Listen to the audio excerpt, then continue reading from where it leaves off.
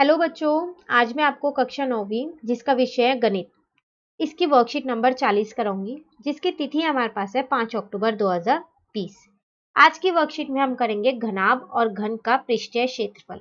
देखो, इन दो चीजों के बारे में हमने अपनी पहली वाली वर्कशीट में भी करा था कि घनाभ क्या होता है और घन क्या होता है। ठीक है, आज उसका हम पृष्ठीय क्षेत्रफल सीखेंगे कि कैसे निकालते हैं और उसका सूत्र क्या होता है। चलिए देखते हैं। सबसे पहले आपको यहाँ घनाभ के बारे में दे रखा है। ठीक है, यहाँ पर लिखा है बच्चों, जैसे कि आप जानते हैं कि घनाभ की बाहरी सतह 6 आयतकार पृष्ठों, जिन्हें घनाभ का फलक भी कहते हैं, से मिलकर बनती हैं। हमने ये पहले वाली वर्कशीट में किया था कि जो घनाभ होता है वो क्या होता है, उसमें 6 आयतकार फलक होते हैं। ठीक है, अब देखो, जब इसमें 6 आयतकार फलक होते हैं ना, तो उनके क्या होते हैं, 6 क्षेत्रफल भी होते हैं। ठीक है, उन फलक की मतलब जो ये घनाभ है, उन्होंने उसकी लंबाई को L मान लिया, चौड़ाई को B मान लिया और ऊंचाई को H मान लिया है। ठीक है, तो घनाभ के इन 6 आयतकार फलकों के क्षेत्रफल, तो उनके 6 क्षेत्रफल होंगे। तो कौन कौन से उन्होंने माने, वो S1, S2, S3, S4, S5, S6। ठीक है, ये देखो इस आकृति में दे रखे हैं आपको। ठीक है, S1 जैसे ये रहा आपके पास, S6 है, S3 है, S5 है, ये S2 है, ये S4 है। ठीक है, अब अगर आप इस पूरे घनाभ का क्षेत्रफल जानना चाहो तो वो कैसे निकालोगे, तो आप इन जो ये 6 क्षेत्रफल आपको दे रखे हैं, इन सबको जोड़ दो तो पूरे घनाभ का क्षेत्रफल आ जाएगा। आ जाएगा, नहीं आ जाएगा? तो उसको हम बोलते हैं संपूर्ण पृष्ठीय क्षेत्रफल। ठीक है, ये रहा संपूर्ण पृष्ठीय क्षेत्रफल। तो वो हमने क्या किया, इन 6 जो हमारे पास ये 6 क्षेत्रफल थे, 6 फलक हैं तो 6 ही क्षेत्रफल होंगे उसके, तो उन 6 क्षेत्रफल को हमने जोड़ दिया। ठीक है, तो मेरा क्या निकल गया, संपूर्ण पृष्ठीय क्षेत्रफल। वो कैसे निकला, S1 plus S2 plus S3 plus S4 plus S5 plus S6। ठीक है, तो अब जब आप इन सबको जोड़ोगे ना, तो आपका जो संपूर्ण पृष्ठीय क्षेत्रफल आएगा ना, वो आएगा आपके पास 2 ब्रैकेट में LB plus BH plus HL। ठीक है, तो चलो आपको संपूर्ण पृष्ठीय क्षेत्रफल तो पता चल गया। ठीक है, अब आपके पास यहाँ पर एक और क्षेत्रफल होता है। ठीक है, उसे बोलते हैं पार्श्व क्षेत्रफल। ठीक है, वो कौन सा होता है, पार्श्व पृष्ठीय क्षेत्रफल। तो लिखा है ये, अगर हम इस घनाभ में से देखो, अगर उसका निचला और ऊपरी फलक हटा दें, मतलब नीचे की और ऊपर की फलक हटा दें, तो आप देख लो आपने 2 फलक हटा दी, तो अब कितने फलक बचे, 4। 4 ही तो बचे। तो वही चीज आपके पास यहाँ लिखी है, यदि हम घनाभ के निचले और ऊपरी फलकों को छोड़ दें तो बाकी 4 फलकों का क्षेत्रफल घनाभ का पार्श्व पृष्ठीय क्षेत्रफल कहलाता है। ठीक है, तो उसको हम क्या बोलते हैं, LHC। तो जब भी हम किसी घनाभ से उसका ऊपरी और नीचे का, ठीक है, निचले का और ऊपरी का फलक हटा देते हैं, तो उसमें सिर्फ 4 ही फलक रह जाते हैं और उसको क्या बोलते हैं हम, LHC, पार्श्व पृष्ठीय क्षेत्रफल। और उसका सूत्र हमारे पास क्या होता है, या तो आप ये वाला सूत्र लिखो उसमें, ठीक है, 2H ब्रैकेट में L प्लस बी, या फिर लिखो 2 ब्रैकेट में BH प्लस HL। दोनों में बात एक ही है, यहाँ पर इन्होंने H बाहर कॉमन ले रखा है और वहां पर मल्टीप्लाई करके ही लिख रखा है। ठीक है, LBH आपको आप पता है, लंबाई, चौड़ाई और ऊंचाई। चलिए, अब इसके ऊपर हमारे को एक उदाहरण दे रखा है, वो हम देखते हैं कि कैसे करना है। देखो, उदाहरण आपको यहाँ दिया है, एक कमरे की लंबाई, चौड़ाई और ऊंचाई क्रमशः 5 मीटर, 4 मीटर और 3 मीटर है। आपको एक कमरे की लंबाई, चौड़ाई और ऊंचाई तीनों दे रखी है। ठीक है, अब आपको क्या निकालना है, पहले में आपको निकालना है ए में कमरे का संपूर्ण पृष्ठीय क्षेत्रफल ज्ञात कीजिए। इसका मतलब आपको कमरे का क्या निकालना है, TS से निकालना है, संपूर्ण पृष्ठीय क्षेत्रफल, जिसमें 6 के 6 फलक हो। तो उसका क्या सूत्र था मेरे पास, 2 ब्रैकेट में LB plus BH plus HL। यही तो सूत्र था। L मेरे को यहाँ पर पता है 5 मीटर है, B मेरे को यहाँ पता है 4 मीटर है, H मेरे को यहाँ पता है 3 मीटर है। तो मैंने क्या किया, इन तीनों का मान यहाँ पर रख दिया। LB मतलब 5 इंटू 4 प्लस BH मतलब 4 इंटू 3 प्लस HL मतलब 3 इंटू 5। ठीक है, ये 2 बाहर ऐसी है। अब इन तीनों को जब मैंने गुना किया तो आया 20 प्लस 12 प्लस 15। ठीक है, ये बाहर का 2 ऐसी है। अब क्या किया मैंने, इन तीनों को जोड़ दिया तो वो आया 47। 2 से मल्टीप्लाई किया तो मेरा संपूर्ण पृष्ठीय क्षेत्रफल आ गया उस कमरे का। ठीक है, तो पहला पार्ट तो मेरा निकल गया। दूसरे पार्ट में वो आपसे कह रहा है यहाँ पर ₹7.50 प्रति मीटर स्क्वायर की दर से इस कमरे की दीवारों और छत पर सफेदी करने का व्यय ज्ञात कीजिए। अब देखो आप क्या कर रहे हो, इस कमरे की दीवारों पे और छत पे सफेदी करवानी है आपको, तो आपको प्रति मीटर स्क्वायर की कॉस्ट दे रखी है। कितने रुपए लगेंगे? 7 रुपए 50 पैसे। आपको पूरे कमरे में जो दीवार और छत को मिला के पेंट होगा उसके कितने पैसे लगेंगे वो आपको बताना है। तो देखो जो ये हमने संपूर्ण पृष्ठीय क्षेत्रफल निकाला है, इसमें तो उस कमरे के 6 के 6 फलक हैं जुड़े हुए, लेकिन 6 के 6 फलक पे थोड़ी ना मुझे सफेदी करानी है, मुझे तो 4 दीवारों पे करानी होगी। एक कमरे में 4 दीवार होती हैं, तो 4 दीवारों पे करानी है और एक छत पे करानी है ऊपर। इसका मतलब मुझे नीचे तो करवाना ही नहीं है, नहीं कराना ना। तो जो अभी मैंने अपना LSA देखा था, ठीक है, जो मेरा ये LSA था 2H ब्रैकेट में L प्लस बी, या फिर आप ये बोलो 2 ब्रैकेट में BH प्लस HL, ये क्या था? इसमें मैंने क्या किया था, अपने किसी भी एक घनाभ जो होता है उसके निचले और ऊपरी वो 2 फलक हटा दिए थे, ठीक है। तो इसका मतलब वो 4 फेसिस तो बचे, 4 फलक बची ना। तो वो 4 फलक क्या है? आपकी 4 दीवारें। तो हम क्या करते हैं, वो लगा देते हैं यहाँ पर। चलो 4 दीवारें तो मुझे पता चल गई, कौन से सूत्र से उसका क्षेत्रफल निकलेगा वो तो मुझे पता चल गया। कमरे की दीवारों और छत का क्षेत्रफल है यहाँ। अब छत का कैसे निकालूं? तो देखो छत है क्या, छत आपकी आयत शेप की तो है, आयत के आकार की तो है ना। तो जब वो आयत के आकार की है तो उसका क्षेत्रफल क्या होगा? L into B. तो उसको मैंने अलग से जोड़ दिया, ठीक है।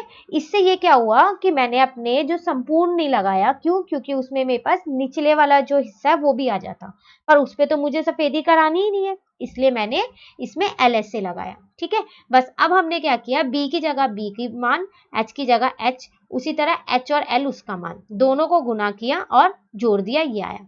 और यहाँ पर L भी था तो मतलब 5 इंटू 4 वो आ गया मेरा 20।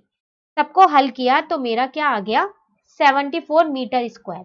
इसका मतलब उस कमरे की 4 दीवारों और एक छत का क्षेत्रफल कितना है? 74 मीटर स्क्वायर, ठीक है। लेकिन मुझे ये बताना था कि इस पूरे कमरे में जो 4 दीवारें और एक छत पे मैं सफेदी कराऊंगी, ठीक है, तो उसके कितने पैसे लगेंगे?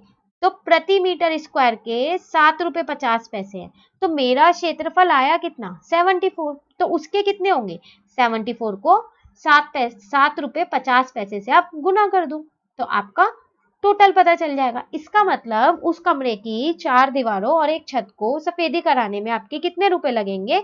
555, ठीक है, 555 रुपीज आपके लग जाएंगे, ठीक है। चलो ये तो था घनाभ के बारे में। अब घन के बारे में देखते हैं। वैसे कहा जाए ना तो घन और घनाभ दोनों ही एक जैसे होते हैं, बस दोनों में एक फर्क होता है। जो ये घन होता है ना, इसकी लंबाई, चौड़ाई और ऊंचाई तीनों बराबर होती है, तीनों ही एक जैसी होती है, कोई फर्क नहीं होता। बस घनाभ की तीनों अलग होती हैं, ठीक है। तो इसमें भी हम 2 चीज पढ़ेंगे, एक अपना TSA, ठीक है, संपूर्ण पृष्ठीय क्षेत्रफल, और एक हम अपना पढ़ेंगे LSA, वो क्या था? पार्श्व पृष्ठीय क्षेत्रफल। वही 2 चीजें पढ़ेंगे यहाँ पर। TSA में आपको पता है जो ये घन है, ये भी, इसके अंदर भी 6 फलक होते हैं। तो जब इसमें 6 फलक होते हैं तो 6 क्षेत्रफल होंगे। अब जब मैं उन 6 क्षेत्रफल को जोड़ दूंगी तो एक क्षेत्रफल मिलता है, उसको हम बोलते हैं TSA, ठीक है। और उस TSA का फॉर्मूला मेरे पास सूत्र है 6a², ठीक है ना। अब मैं क्या करती हूँ, इस घन में से वही ऊपरी और नीचे का, ऊपर का और नीचे का फलक हटा देती हूँ, ठीक है। तो कितने फलक बचे? 4 फलक बचे। तो उन 4 फलक का क्षेत्रफल क्या होगा? वो होगा आपका 4a², और उसको क्या बोलते हैं हम? पार्श्व पृष्ठीय क्षेत्रफल, जिसका नाम है LSA। सेम घनाभ की तरह ही है, बस यहाँ एक ही फर्क है कि इसकी लंबाई, चौड़ाई और ऊंचाई तीनों बराबर होती है, इसलिए इसका सूत्र अलग हो गया है, ठीक है। तो आपको TSA पता चल गया घन का 6a² और LSA क्या होगा घन का? 4a², ठीक है। चलिए अब इसका उदाहरण देखते हैं। यहाँ पर मुझे उदाहरण दे रखा है, मेरा 1.5 मीटर भुजा वाली एक घनाकार पानी की टंकी का संपूर्ण पृष्ठीय क्षेत्रफल तथा पार्श्व पृष्ठीय क्षेत्रफल ज्ञात कीजिए। देखो आपके पास एक पानी की टंकी है, पानी की टंकी आप सब समझते हो, जिसमें हम पानी डालते हैं, पानी भर के रखते हैं, ठीक है। वो आपको उसकी भुजा दे रखी है, और वो कौन से आकार की है? घनाकार, मतलब घन के आकार की है। उसकी भुजा मुझे 1.5 दे रखी है। अब ये भुजा का यहाँ क्या काम है? तो देखो जो ये आपको A लिखा है यहाँ पर, एक मिनट को, यहाँ पर जो ये A लिखा है ये भुजा का ही है, ये भुजा का स्क्वायर है, ठीक है। तो आपको क्या करना है, उस टंकी का संपूर्ण पृष्ठीय क्षेत्रफल और पार्श्व पृष्ठीय क्षेत्रफल निकालना है, तो आप क्या करो, दोनों का सूत्र लगा दो, ठीक है ना। तो अगर मैं अपना संपूर्ण निकालू मतलब टीएस से, तो वो कितना निकलेगा 6a²। अब मैं a की जगह 1.5, तो 1.5 इंटू 1.5। जब आप इस पूरे को हल करोगे तो आपका उत्तर आ जाएगा। उसी तरीके से आप LS से निकाल सकते हो 4a² से, तो 4 इंटू 1.5 इंटू 1.5, तो वो आपका 9 मीटर स्क्वायर आ गया, ठीक है ना। चलो पहला तो मेरा हो गया। उसके आगे वो आपसे कह रहा है यदि इसके चारों बाहरी पृष्ठों पर 25 सेंटीमीटर भुजा वाली वर्गाकार टाइलें लगवाई जाए तो कितनी टाइलों की जरूरत पड़ेगी। देखो अब आपने क्या किया, जो इसकी चारों साइड है ना उस पे टाइलें लगवा दी। टाइलें की भुजा आपको दे रखी है, टाइल आप समझते हो जो नॉर्मली घरों में भी लगती हैं टाइलें, वैसी आपने उस टंकी के चारों तरफ टाइल लगवा दी, ठीक है। टाइल की भुजा आपको दे रखी है 25 सेंटीमीटर। आपको ये बताना है कि कितनी टाइलें आपको चाहिएंगी उस चारों साइड पे लगाने के लिए। तो जितना उन चारों साइड का एरिया होगा, ठीक है, जो चार आपको चार भारी भुजाएं बोली है ना, चार जो एरिया होगा जितना उसका, उतनी टाइलें चाहिए होंगी। अब मैं इसका एरिया कैसे निकालूं, तो देखो आप टॉप और बॉटम में तो नहीं लगा रहे ना टाइल, मतलब ऊपर और नीचे तो आप टाइल नहीं लगा रहे हो, तो इसका मतलब कौन सा एरिया निकालना है इसमें, LSA, पार्श्व पृष्ठीय क्षेत्रफल। वो यही तो कहता है कि ऊपर का और नीचे का फलक हटा दो, जो बाकी के चार फलक बचे उसका एरिया है ये 4a², है ना। तो इसका मतलब मुझे इसमें 4a² चाहिए, वो तो मैंने निकाल रखा है अपना 9 मीटर स्क्वायर। पर यहाँ पर एक छोटी सी दिक्कत क्या है, देखो जो आपको उस टाइल की भुजा दे रखी है वो दे रखी है सेंटीमीटर में, लेकिन मैंने जो अपना क्षेत्रफल निकाला वो निकाला है मीटर में। तो मैंने क्या किया, अपने इस क्षेत्रफल को सेंटीमीटर में बदल दिया, तो वो मेरा आया 90,000 सेंटीमीटर स्क्वायर। देखो ये आया कैसे, मैं वो भी बता देती हूँ। 1 मीटर में 100 सेंटीमीटर होते हैं, तो फिर 1 मीटर स्क्वायर में कितने होंगे, 10,000 सेंटीमीटर स्क्वायर। मुझे 9 में बताने हैं, तो 9 में कितने होंगे, आप 9 से इसको इंटू कर दो, सॉरी ये नहीं आएगा 40, ठीक है। तो ये आपका आ गया 90,000। तो मुझे पता चल गया मेरा LSA कितना है। अब मुझे ये भी तो पता होना चाहिए कि एक टाइल कितनी जगह लेगी, उस टाइल का अपना कितना एरिया है पता होना चाहिए ना। तो मैंने क्या किया, टाइल का क्षेत्रफल निकाल लिया, तो वो आएगा 25 इंटू 25, ठीक है। क्यों, क्योंकि वर्ग का क्या होता है, साइड भुजा इंटू भुजा, तो वो मैंने करके निकाला, तो मेरा आया 625, ठीक है। तो अब टाइलों की संख्या कैसे निकालेंगे हम, LSA डिवाइडेड बाय A। ये A मतलब है टाइल का क्षेत्रफल, जो टाइल का आया है, तो वो आया था 625। तो मैंने क्या किया, 90,000 को इससे 625 से डिवाइड कर दिया, तो मेरी टाइलें आ गई 144। इसका मतलब उस चारों साइड पे जो आपको टाइलें लगानी है, तो कितनी टाइलें चाहिए, 144, ठीक है। चलिए अब ये तो उदाहरण थे, अब जो हमें खुद से प्रश्न करने हैं वो देखते हैं।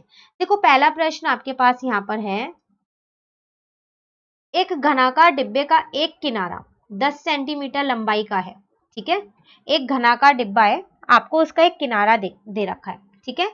तो पता चल रहा है ना ये घन के आकार का है, ठीक है। उसी तरीके से आपको एक घनाभाकार डिब्बा दे रखा है, उसकी लंबाई चौड़ाई और ऊंचाई तीनों दे रखी है आपको, ठीक है। अब आपको क्या बताना है, आपको ये बताना है किस डिब्बे का पार्श्व पृष्ठीय क्षेत्रफल अधिक है और कितना अधिक है। तो आपको यहाँ पता चल रहा है दो डब्बे आपके पास, एक घन की शेप का और एक घनाभ की शेप का। घन का किनारा आपको दे रखा है और घनाभ का भी आपको लंबाई चौड़ाई और ऊंचाई दे रखी है। आपको पहले पार्ट में ये कह रहा है कि आप मुझको ये बताओ कि कौन से डब्बे का पार्श्व पृष्ठीय क्षेत्रफल ज्यादा है। तो इसके लिए पहले मुझे पार्श्व पृष्ठीय क्षेत्रफल निकालना पड़ेगा। तो मैंने क्या किया, यहाँ पर दोनों डब्बों का पार्श्व पृष्ठीय क्षेत्रफल निकाल लिया। घनाकार का ये रहा और घनाभकार का ये रहा। डिब्बे का पार्श्व क्षेत्रफल 4a², LSA ही तो है ये, 4a²। a मुझे यहाँ पता है 10, तो मैंने 10 का स्क्वायर लिख दिया, तो वो आ गया मेरा 400। उसी तरीके से मैंने घनाभकार का निकाला, तो वो आएगा मेरा 2h ब्रैकेट में l प्लस b। h की जगह h का मान रखा, यहाँ देखो मैंने लिख दिया ये रहा 8, l की जगह l रखा और b की जगह b रखा, ठीक है ना। अब जब इन दोनों को गुना किया तो 16 आया और इन दोनों को जोड़ा है तो 22.5 आया। दोनों को गुना किया तो 360। अब आप मुझे देख के बताओ घनाकार या घनाभकार किसका पार्श्व पृष्ठीय क्षेत्रफल ज्यादा है। तो आप कहोगे घनाकार का, तो मैंने वही चीज नीचे लिख दी, घनाकार डिब्बे का पार्श्व पृष्ठीय क्षेत्रफल अधिक है। अब ये भी बताना था कितने से अधिक है, तो कितने से अधिक है? अगर मैं इस 400 में से ये 360 हटा दूं तो पता चल जाएगा कितने से अधिक है। तो कितने से? 40 सेंटीमीटर स्क्वायर से। ठीक है, यहाँ मैंने ब्रैकेट में लिख भी दिया है कि मैंने माइनस किया है। ठीक है ना।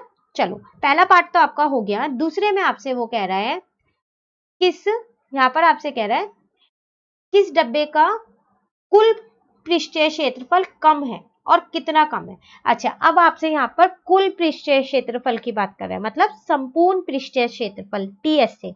तो बताओ दोनों में से कौन से डब्बे का टीएसए कम है और कितना कम है।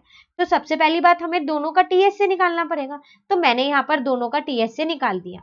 तो घनाकार डिब्बे का संपूर्ण पृष्ठीय क्षेत्रफल 6a स्क्वायर, ए की जगह 10 रखा। ठीक है, और जब इसे हल किया तो 600 सेंटीमीटर स्क्वायर आ गया। उसी तरीके से घनाकार डिब्बे का संपूर्ण पृष्ठीय क्षेत्रफल, तो पहले मैंने उसका सूत्र लिखा, वो होता है मेरा 2 ब्रैकेट में LB plus BH plus HL। अब मैंने इन सब के मान रख लिए, L की जगह L, B की जगह B, फिर B की जगह 10, H की जगह 8, H की जगह 8 और L की जगह 12.5। ठीक है, अब इन सबको गुना किया तो मेरा आया 125 प्लस 80 प्लस 100। ठीक है, इन सबको जोड़ा तो मेरा आया 305, उसको 2 से गुना कर दिया तो 610 आ गया। अब आप देखो, यहाँ घनाकार का डिब्बे का संपूर्ण पृष्ठीय क्षेत्रफल ज्यादा है, लेकिन अब मुझे दूसरे वाले पार्ट में कम वाला बताना है, ज्यादा वाला नहीं बताना। तो किसका कम है? घनाकार का ही कम है। तो इसमें भी यही आएगा, घनाकार डिब्बे का संपूर्ण पृष्ठीय क्षेत्रफल कम है। और कितने से कम है? वो 610 में से 600 माइनस करो 10, तो इसका मतलब कितने से कम है? वो 10 सेंटीमीटर स्क्वायर से कम है। ठीक है, से कम है। ठीक है ना, तो यहां भी लिख देते हैं से अधिक है, 40 सेंटीमीटर स्क्वायर से अधिक है। ठीक है, चलो अगला प्रश्न देखते हैं। अब हम दूसरा प्रश्न है मेरे पास, एक कमरे की लंबाई चौड़ाई और ऊंचाई क्रमशः 6 मीटर, 5 मीटर और 4 मीटर है। कमरे का संपूर्ण पृष्ठीय क्षेत्रफल ज्ञात कीजिए। देखो, अब आपको एक कमरे की लंबाई, चौड़ाई और ऊंचाई दे रखी है। आपको क्या करना है? उसका संपूर्ण पृष्ठीय क्षेत्रफल निकालना है, मतलब टीएसए निकालना है। ठीक है, तो टीएसए का सूत्र लगाते हैं। अब जब कमरा है तो किस में होगा? घन या घनाभ? घनाभ के आकार का होगा, तो मैंने घनाभ का टीएसए लगा दिया। तो सबसे पहले मैंने यहाँ पर लिख लिया जो जो मुझे दिया था, कमरे की लंबाई, चौड़ाई और ऊंचाई तीनों दी थी, तीनों लिख दी। कमरे का संपूर्ण पृष्ठीय क्षेत्रफल, तो 2 ब्रैकेट में LB plus BH plus HL। ठीक है ना, तो अब 2 ऐसी है, L की जगह L, B की जगह B, फिर B की जगह 5, H की जगह 4, H की जगह 4 और L की जगह 6। ठीक है, फिर इनको मल्टीप्लाई किया तो 30 प्लस 20 प्लस 24 आया। अब सबको जोड़ दिया तो 74 आया। 2 से मैंने मल्टीप्लाई किया तो 148 आ गया। चलो, ए पार्ट तो मेरा बहुत आसान था, सिर्फ मुझे संपूर्ण पृष्ठीय क्षेत्रफल निकालना था, तो मैंने अपना सूत्र लिखा और उसमें उनके मान रखे और निकाल दिया। बी पार्ट में देखते हैं क्या कह रहा है आपसे। बी पार्ट में यहाँ पर कह रहा है ₹5 प्रति मीटर स्क्वायर की दर से इस कमरे की दीवारें और छत पर सफेदी कराने का व्यय ज्ञात कीजिए। तो ये देखो, आपका एक उदाहरण भी अभी हमने ऐसा किया है। आपको क्या करना है? आप कमरे की दीवारों पे और छत पे सफेदी करानी है, तो आपको ये बताना है उसके कितने पैसे लगेंगे। आपको पर मीटर दे रखा है, प्रति मीटर स्क्वायर 5 रुपए। तो उसके लिए तो पहले मुझे क्षेत्रफल पता होना चाहिए ना, कमरे की दीवारों का और छत का। तो दीवारों का कैसे निकालूं? दीवार मतलब 4 दीवारें, 4 फलक, ऊपर नीचे वाला फलक नहीं लेना। तो कौन सा क्षेत्रफल लगेगा? LSA, पार्श्व पृष्ठीय क्षेत्रफल, तो वो मैंने यहाँ लगा दिया। ठीक है, तो यहाँ पर मैंने लगाया अपना ये रहा, कमरे की दीवारों और छत का क्षेत्रफल 2 ब्रैकेट में BH प्लस HL। अब छत का भी तो क्षेत्रफल लगाना है, तो छत तो मेरी आयत शेप की है, आयत के आकार की है, तो उसका क्या होगा? LB, तो प्लस मैंने उसका LB लगा दिया। अब मैंने सबका मान रख लिया, B की जगह 5 रखा, H की जगह 4 रखा। ठीक है, उसी तरीके से H की जगह 4 रखा और L की जगह 6 रखा, और यहाँ पर 6 × 5। इन दोनों को मल्टीप्लाई किया तो 20, इन दोनों को किया तो 24, इन दोनों को किया 30। 20 प्लस 24, 44 × 2 आ गया, और ये प्लस का 30 ऐसे ही है। अब पहले मैंने मल्टीप्लाई किया 88 प्लस का 30 ऐसे ही है। ठीक है, अब क्या किया हमने? इन दोनों को जोड़ दिया तो 118 मीटर स्क्वायर आया। लेकिन ये तो मेरा क्षेत्रफल आया है, मुझे तो ये बताना है कि उस कमरे की दीवारों और छत पे सफेदी कराने में मेरे कितने पैसे लगेंगे। ठीक है। अब वो मुझसे कह रहा था प्रति मीटर स्क्वायर 5 रुपए लगेंगे, यही उसने मुझे बोला था क्वेश्चन में। ठीक है। अब मुझे मेरा कितना आया है क्षेत्रफल 118, तो 118 के कितने लगेंगे, जब इतना क्षेत्रफल होगा तो उसको मैंने 5 से गुना कर दिया, तो मेरा आंसर आ गया, कितना आया 590। इसका मतलब उन दीवारों की उस कमरे की दीवारों पे और छत पे सफेदी कराने में कितना खर्चा आएगा, 590 का। ठीक है। तो ये था आपका प्रश्न। प्रश्न 2, ऐसे ही आप पे उदाहरण भी था और एक प्रश्न आपको दिया था। आज की वर्कशीट हमारी यहीं खत्म होती है। वर्कशीट नंबर 41 हम अपनी नेक्स्ट वीडियो में करेंगे। तो अगर आपको ये वीडियो अच्छी लगी तो आप इसे लाइक जरूर कीजिए।